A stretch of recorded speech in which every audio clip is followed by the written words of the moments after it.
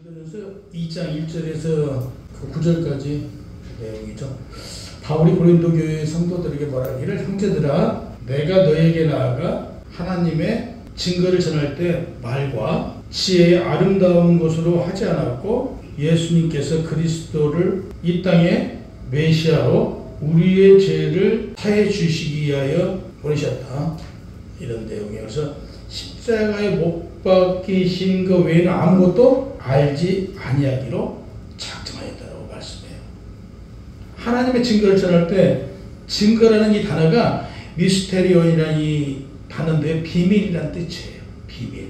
증거라는 단어를 사용할 때는 우리 초신자들 새로운 그 복음이 전해지지 않는 분들한테는 이 증거라는 단어를 써요. 반면에 우리 믿음이 들어간 분들, 믿음 생활하신 분들한테 신비라는 단어를 써요. 신비하다. 그래도 이상하지 않아요.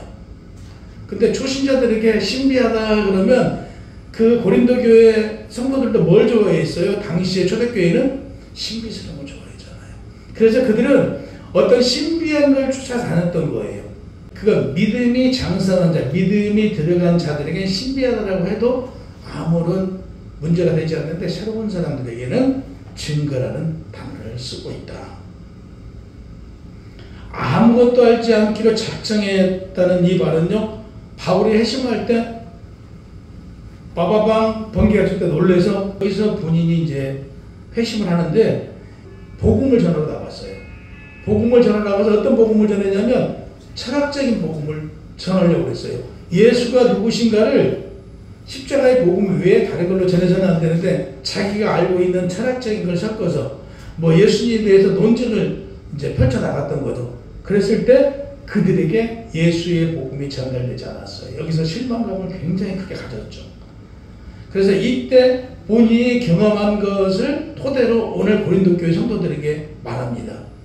예수 그리스도는 어떤 철학적인 걸로, 말로, 어떤 응변으로 기반하거나 그들을 활용하거나 해서는 안 된다. 이렇게 말해요. 십자가의 도야말로 하나님 능력이고 지혜다. 그래서 바울은 본인의 사명을 오직 십자가의 도만이 사명이다라고 생각했어요. 그렇다고 해서 뭐 바울이 로고스나 소피아, 다시 얘기해서 그가 철학적인 공부를 했기 때문에 오히려 예수 그리스도를 알고 예수 그리스도를 전하는 것에 있어서 더 많이 알 수 있었던 거예요. 그가 유교에서 배웠던 것과 예수 교회에서 배웠던 것을 잘 응용할 수 있었던 거예요. 그래서 우리가 뭐 학식이 전혀 필요 없다는 얘기는 아니에요. 바울도 충분하게 응용을 했어요. 그러나 오직 십자가의 복음 외에는 없다라고 말해요. 우리도 마찬가지예요. 우리가 어떤 지혜로운 지식을 가지고 예수 그리스도의 복음을 합해서 전하지만 우리는 바울과 같이 오직 십자가의 복음, 예수 그리스도의 은혜, 그 외에 나는 아무것도 알지 않기로 작정했다. 우리 보면요, 나는 아무것도 알지 않기로 작정했다는 말과 모든 것이 너희 것이다라고 되어 있어요. 이건 과장법이잖아요. 모든 것이, 지금 내가 다 갖지 못했는데 모든 것이 하나님이 너희 아버지이니 이 세상 모든 건 너희 것이다. 이렇게 지금 말씀하고 계시잖아요. 이게 약간 과장법이지만 실질적으로 우리의 믿음대로 되는 것이죠. 그래서 나는 아무것도 알지 않기로 작정했다고 그래요. 이 말씀은 본인이 그런다고 해서 뭐 아무것도 알지 못하겠어요. 그러나 이렇게 과장법을 쓰고 있다. 3절, 나도 예수님을 만나기 전에는 여러분들과 같이 세상에 있었대요. 그때 약하고 두려워하고 힘이 얼었대요. 선배 말씀드린 바와 같이 바울도 예수님을 만나기 전에는 어떤 사람이었어요? 예수교를 다니는 사람들을 핍박하고 잡아가고, 더 나아가서 스테반 집사 죽음을 당할 때 같이 그 자리에 있었던 사람이잖아요. 내가 학식이나 철학이나 이런 걸 많이 알고 있지만 이걸로 복음을 전할 때 복음이 전해지지 않더라. 내가 예수를 믿고도 내가 알고 있는 지식이나 학식을 가지고 살아가 보려고 했는데 살아가지 않더라. 그래서 나도 너희와 같이 안 해본 게 아니다. 다 해봤지만 내 뜻대로 살아지지 않더라. 그러니 내 뜻대로 살지 말자. 하나님께 모든 걸 의지하고 나갈 때 일이 되더라고요. 그래서 힘이 떨었다.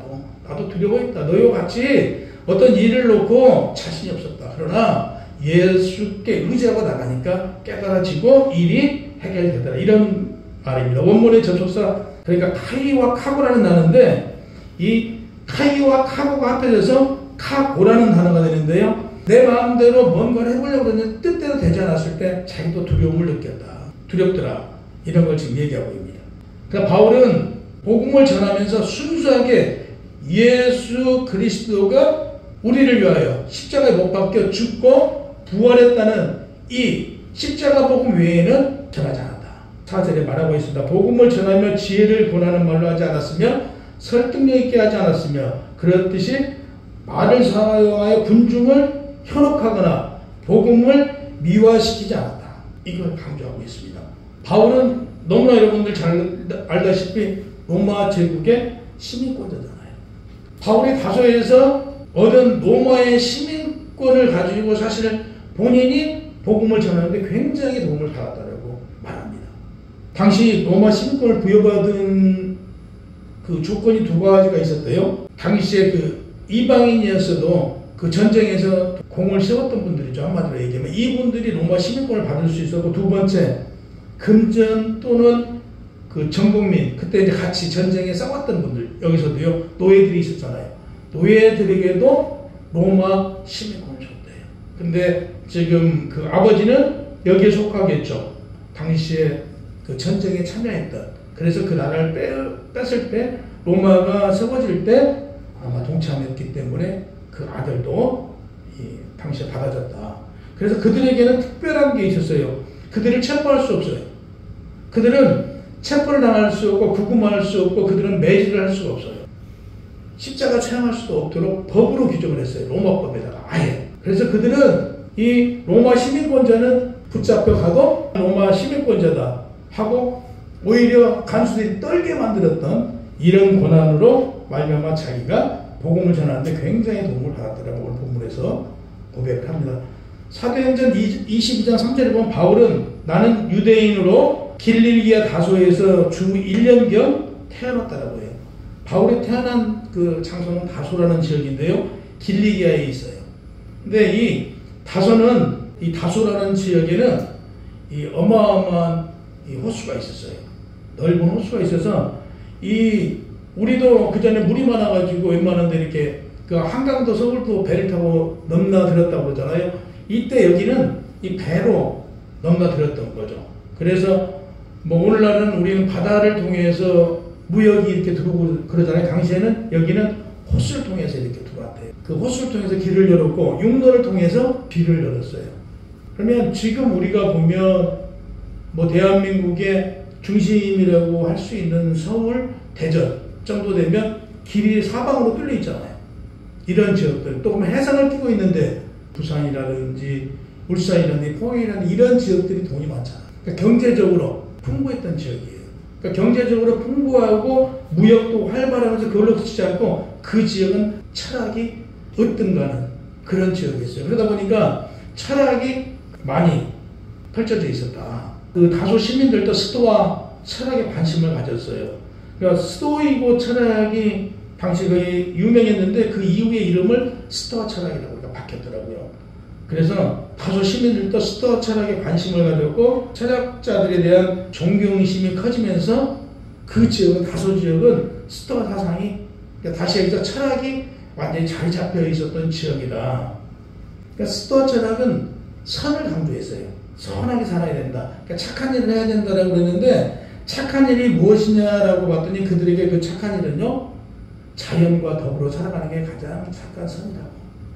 그래서 어려운 이웃을 도와주는 반면 자연과 더불어 자연을 파괴하지 않고 살아가는 게 선이다라고 그 철학에서는 얘기합니다. 저는 철학은 공부를 안 해봤지만 그랬더라고 그래요. 그래서 선을 강조했었다.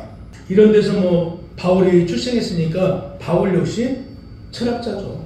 적인 이런 배경, 그 지식이 많은 지역에서 그 살면서 아마도 꿈을 꿨을 것 같아요. 나는 세계로 나가겠다. 그래서 우리 눈이 굉장히 중요하잖아요. 눈을 통해서 세계에 나가야겠다라는 이런 꿈을 키웠던 게 결국에 예수 복음을 세계로 전파시키는데 꿈을 성공시킨 게 아니겠느냐. 물론 하나님의 역사심이 있지만 그런 바울을 사용해서 복음이 전달된 것 같습니다. 그러니까 바울은 유대주의, 율법을 배우기 위해서 가말리엘에게 가서 그 공부를 오랫동안 배웠잖아요.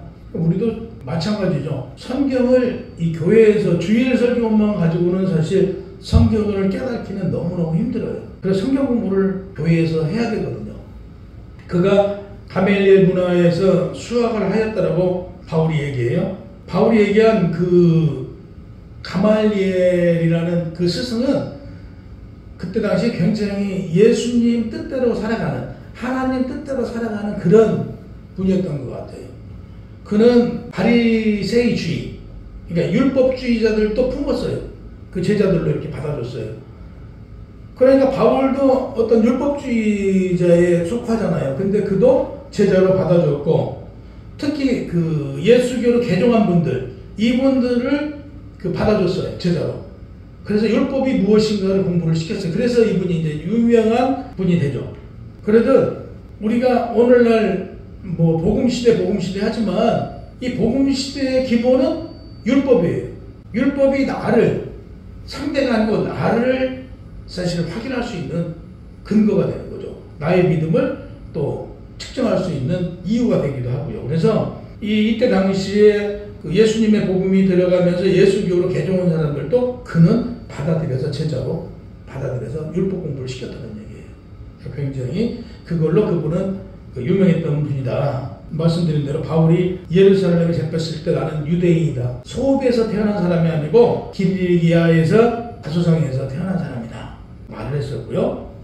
여행 중에 그 반대자들로 인해서 뭐 빌립보 옥 중에 투옥됐어도 자신 나는 로마 시민권자다. 얘기를 해서 풀려났고요. 예루살렘에서도 유대인들이 난동을 부렸을 때도 잡혀갔을 때도 나는 로마의 시민권자다. 라고 해서 황제에게 서신을 보내요. 그래서 내가 정식으로 재판을 청한다 해서 또 나와요. 이렇게 그는 로마의 시민권자라는 것에 대해 굉장히 자부심을 가지고 있었어요. 그러니까 우리가 하나님의 자녀라는 것에 대해서 굉장히 자부심을 가져도 돼요. 우리는 하나님의 자녀된 것에 대해서 그 바울이 로마의 시민권자라는 걸 가지고 예수의 복음을 전했듯이 우리는 하나님의 자녀된 것에 대해서 자랑을 매번 해도 돼요. 5절에 보면 너희 믿음이 사람의 지혜에 있지 않냐고 다만 하나님의 능력에 있게 하려. 우리가 예수를 믿지 않는 사람들은요, 그 얘기가 무슨 얘기를 하려고 그러냐면요, 자기 자랑하고 있어요. 결국 자기 이익을 위해서 자기 무언가를 그를 통해서 얻기 위해서 자기 얘기하고 있어요. 자기 이익을 위해서 얘기하고 있어요. 근데 우리 예수 믿는 사람들은 내가 당신을 위해서 무엇을 해줄까? 내가 당신에게 필요한 게 있으면 내가 무엇을 도와줄까? 우리는 얘기하잖아요. 그러니까 세상 사람과 다른 점이죠. 그들은 어떻게 하면 저 사람들 통해서 내가 무슨 이익을 볼까? 아니면 저 사람들에게 내 자랑을 할까를 연구를 하는데 우리는 저 사람의 아픔이 무엇일까? 또 저 사람이 필요로 하는 게 무엇일까? 내가 내 힘 닿는 데까지 같이 나누고 베풀 생각하잖아. 이게 그리스도인과 비그리스도인의 차이예요. 그래서 바울이 오늘 성경에 기록된 거 보면 비그리스도인과 기독교인을 나누고요. 또 두 번째, 교회 안에서 또 나눠요. 믿음이 강한 자와 믿음이 약한 자를 또 나눠요. 우리 생각해 봐야 될 부분이에요. 왜? 교회 안에서 믿음은 그걸로 끝인 줄 알았는데 교회 안에서 믿음이 있는 자들 중에서 믿음이 연약한 자와 믿음이 담대한 자, 믿음이 많은 자를 구분했어요. 예수가 말씀하시길 주여 주여 한다고 해서 다 천국에 들어가지 않기 때문에 그래서 확고한 믿음을 가지고 우리가 확실히 하나님께 의지하고 예수께 나를 맡기고 나아갈 때 내가 천국에 들어갈 수 있다. 그래서 오늘 말씀하세요. 능력이 누구에게 있다? 하나님께 있다. 나에게 능력이 없어요. 그래 믿음의 기초는 사람에 두지 않고 하나님에게만 두기로 작정했다라고 바울이 말해요. 그래도 우리도 우리의 믿음의 기초는 누구에게 둬요? 오직 하나님에게만 두는 거예요. 우리의 능력이 아니고 우리에게 있는 능력은 누구의 능력이다? 하나님의 능력이다. 예수의 능력이다. 우리는 이렇게 늘 고백해야 돼요.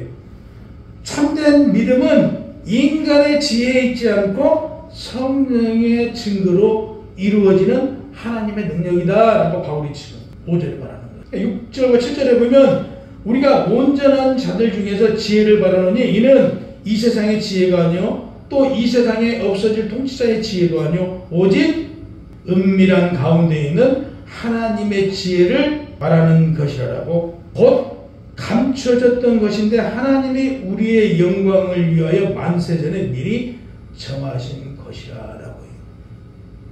우리를 언제 정했다고요? 만세전에. 만세전에 우리를 정했대요. 무엇을 위해서? 하나님의 영광을 위해서. 우리가 지어진 목적이 하나님의 영광을 드러내기 위해서 하나님께서 우리를 지으셨다고 본문에서 말하고 있는 거예요. 하나님의 지혜는 감춰져 있대요. 그 감춰진 게 바로 만세전에 우리를 선택했다. 그 선택한 이유는 우리를 통해서 영광 받으시고자 미리 정하신 것이라고 얘기해요. 그 고린도전서를 쓸 당시에 고린도 교회에서의 분열이 있었어요. 그 상류층보다는 하위층이 더 많았다. 그러다 보니까 일부 상류층들이 이제 생각한 거예요. 맨날 자기들이 베풀어야 된다라고 얘기를 하니까 이게 싫은 거예요. 지금으로 말하면 그때는 다 끌려갔다 왔던 사람들, 이런 노예들이었단 말이에요, 일부들이. 그러다 보니까 너무 차이가 나다 보니까 사랑은 없고 인간적인 생각들이 들어와 있었어요, 당시. 인간적인 생각들로 인하여 분열이 되니까 이때 바울이 지금 말합니다. 하나님의 지혜는 오직 성령을 통해서만 깨달을 수 있다. 너희가 인간적인 생각으로 무엇인가를 해 나가려고 하면 결국에 다 깨질 수밖에 없다. 이 고린도 교회가 너희가 인간적인 생각을 하기 때문에 결국에 교회가 분열될 수밖에 없다. 하나님은 나눠지는 걸 원치 않으세요? 우리가 인간적인 생각을 내려놓고 하나님의 입장에서 하나님 생각으로 우리가 이렇게 바라보면 분열될 수가 없어요. 아까 말씀드린 대로 안타깝고 마음 아프고 나눠주고 싶은데 뭐가 문제겠어요? 근데 이때 당시 교회가 분열되니까 너희가 지혜를 깨닫지 못함으로, 그러니까 지혜를 깨닫지 못했다는 게 지혜는 누구예요? 하나님의 뜻을 너희가 제대로 알지 못함으로 분열을 시키고 있다. 그래서 한마디로 회개해라 이 얘기예요. 그러니까 온전한 자들 중에서 본문에 왜 육적으로 성숙한 성인이 나타나는 말이나 본절에는 영적으로 성숙한 자들을 지금 말합니다. 하나님의 심오한 진리를 말씀을 듣고 깨닫는 영적인 사람이 있는가 반면 육적으로는 어른이지만 진리의 말씀을 딱딱한 음식을 주면 딱딱한 말씀을 주면 소화시키지 않고 듣지 않는 사람들이 있다. 이걸 지금 말해요. 우리는 이 재미없는 설교를 들어도 뭐가 중요하냐면요. 우리 마음밭이 중요해요. 그러니까 내가 그 말씀을 깨달고 내가 그 말씀이 이게 지금 나에게 오늘 하나님께서 무슨 말씀을 준가 하고 내가 깊게 들어가면 은혜되는 말씀인데 맨날 내가 듣던 얘기야. 이거 맨날 뭐 하나님의 복음은 똑같은 얘기인데 하면요. 은혜가 하나도 안 돼. 내가 은혜를 받으려고 하면 은혜의 말씀이에요. 내가 은혜 되지 않는 말씀이라고 생각하면 졸리고 참아요. 그렇잖아요. 그러면 뭐 저로 인해서 천국 가요? 아니잖아요. 나와 하나님의 관계예요. 저는 약간의 역할만 해줄 뿐이고 하나님과 나의 관계예요. 예배는 하나님께 영광이라는 거예요. 예배는 하나님께 영광이잖아요. 우리의 온 정성을 올려드리는 거. 심지어 뭐 어른들 계시니까 옛날에 부뚜막 신앙도요. 그 부뚜막에 가서 비나이다 했던 그런 분들도 그냥 가서 빌지 않아요. 손 씻고 머리 감고 다 이거 단장하고 가서 빌었어요. 근데 만왕의 왕 하나님께 예배를 드리면서 그런 가정을 안 한다는 게 이상한 거죠. 8절에 보면 이 지혜는 이 시대의 통치자들이 한 사람도 알지 못하나니 만일 알았더라면 영광의 주를 십자가에 못 박지 않았을 거예요. 하나님이 누구신가를 알고 예수가 누군 줄 알았더라면 예수를 십자가에 못 박혀 죽이지 않았더라면. 그 정도로 하나님의 지혜는 세상의 지혜가 아니고 통치자가 아닌 감춰져 있다라고 7절에 말씀하셨어요. 우리의 영광을 위해 만세전에 미리 정하신 것이라고 했지만 우리는 깨닫지 못해요. 그러니까 여러분들은 만세전에 하나님께서 선택받아서 이 땅에 오신 분들 있잖아요. 지금 이 자리에 그냥 와서 계시고 싶어서 계시는 거예요? 아니잖아요. 하나님께 선택받았기 때문에 하나님의 자녀로서 하나님께 영광 돌리고자 이 자리에 앉아서 예배드리는 거잖아요. 이 자리에 나오시는 것 자체가 이 자리에 오고 계시면서 하나님께서는 영광 받고 계시는 거예요. 우리의 온전한 마음, 예배 드리러 가고 있는 이 마음이 이미 하나님이 받으신다는 얘기죠.